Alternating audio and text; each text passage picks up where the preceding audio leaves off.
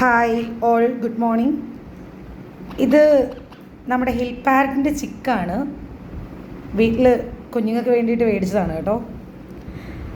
ഇത് വന്നിട്ട് ഗൂഗിളിൽ സെർച്ച് ചെയ്യുകയാണെങ്കിൽ അലക്സാൻഡ്രൻ പാരറ്റ് എന്ന് പറഞ്ഞിട്ട് കാണിക്കും. ഇതിനിപ്പോൾ ഒരു 20 ഡേയ്സ് മാത്രമേ ഏജ് ആയിട്ടുള്ളൂ. നമ്മളിപ്പോൾ ഹാൻഡ് ഫീഡ് കൊടുത്തുകൊണ്ടിരിക്കുകയാണ് ഇതിന്. അത്യാവശ്യം നല്ല രീതിയിൽ ഫുഡ് എടുക്കുന്നുണ്ട്. ആൾ നല്ല സ്മാർട്ടാണ്. ഇപ്പം ആൾ ഫുഡൊക്കെ കഴിച്ചിട്ട് ഉറക്കത്തിൻ്റെ ഒരു ഇതിലിരിക്കുക കേട്ടോ. ഇതല്ലാണ്ട് നമ്മുടെ കയ്യിൽ തന്നെ നമ്മുടെ നാടൻ തത്തയുടെ ഒരു കുഞ്ഞുണ്ട്. ഇത് അതിനെക്കാട്ടി കുറച്ചും കൂടെ മെച്ചുവേർഡാണ്. ഒരു 1 മന്ത് അടുപ്പിച്ച് ആയിട്ടുണ്ട്. ആളിന് നമ്മൾ ഹാൻഡ് ഫീഡ് തന്നെയാണ് എടുക്കുന്നത്. ഇവർ രണ്ടുപേരും തമ്മിലുള്ളൊരു ഡിഫറൻസ് എന്താണെന്ന് വെച്ച് കഴിഞ്ഞാൽ, ഇയാൾ കുറച്ചും കൂടെ വലുതായിരുന്നു നമ്മൾ കൊണ്ടുവന്നപ്പം. പക്ഷേ ഹാൻഡ് ഫീഡ് കൊടുത്തു തുടങ്ങി ഇപ്പം തൂവലൊക്കെ വന്നപ്പോഴത്തേക്കും കുറച്ച് ചെറുതായ പോലെ ഐ ഫീൽ. പക്ഷെ ഇയാൾ അത്യാവശ്യം നല്ലപോലെ വളരുന്നുണ്ട്. പക്ഷെ താരതമ്യേന ഇവർ രണ്ടുപേരിൽ കുറച്ച് വളർന്നു വരുമ്പോൾ വലിപ്പം കൂടുതൽ നമ്മുടെ ഹിൽ പാരറ്റിന് തന്നെയാണ്. രണ്ടുപേരും ഒരുമിച്ചെടുത്തതായതുകൊണ്ട് രണ്ടുപേരും ഒരേ കൂട്ടിലാണ് കിടക്കുന്നതൊക്കെ. വലിയ കുഴപ്പമൊന്നുമില്ല, രണ്ടുപേരും അഡ്ജസ്റ്റബിൾ ആണ്. ഇത് രണ്ടും അല്ലാതെ നമുക്കൊരു സൺകോർണൂറുണ്ട്.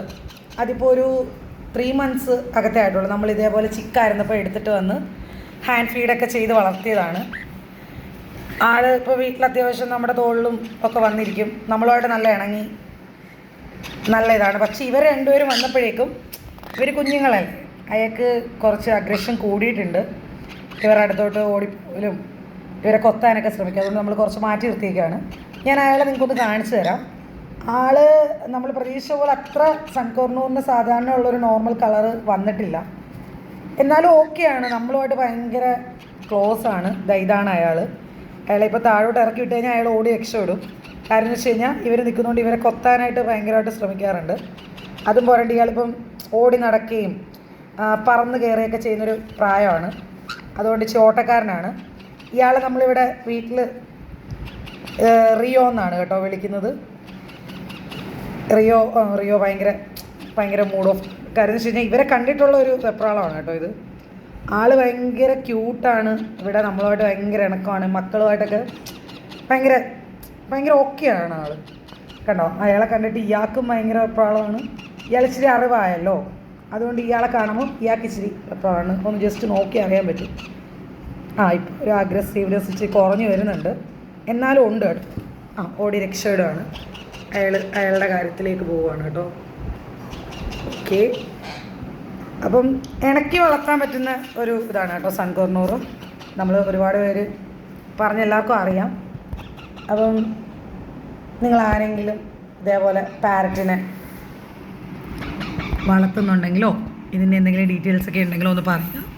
ഇതിപ്പോൾ നമ്മൾ വളർത്തുന്നതുകൊണ്ടുള്ള നമ്മുടെ അനുഭവമാണ് കേട്ടോ. ഓരോരുത്തർക്കും ഓരോ രീതിയിലായിരിക്കും ഇത് വരുന്നത് കേട്ടോ. ഇതിപ്പോൾ നമ്മൾ കുഞ്ഞല്ലേ, ആ ഒരു പേടിയുണ്ട്. പക്ഷേ എനിക്ക് തോന്നുന്നു നാടൻ തത്ത കുറച്ചും കൂടെ പ്രാക്ടിക്കലായിട്ട് കാര്യങ്ങളൊക്കെ ചെയ്യുന്നുണ്ട്. കാര്യം ഇപ്പോൾ 1 മന്തേ ആയിട്ടുള്ളൂ. പക്ഷേ സൺകോർണൂർ നമ്മൾ വളർത്താൻ തുടങ്ങി ഒരു 2 മന്ത്സൊക്കെ ആയപ്പോഴാണ് കുറച്ച് നല്ല രീതിയിൽ ഇതേപോലെ ഇങ്ങനെ നടക്കാനും ഒക്കെ ആയത്.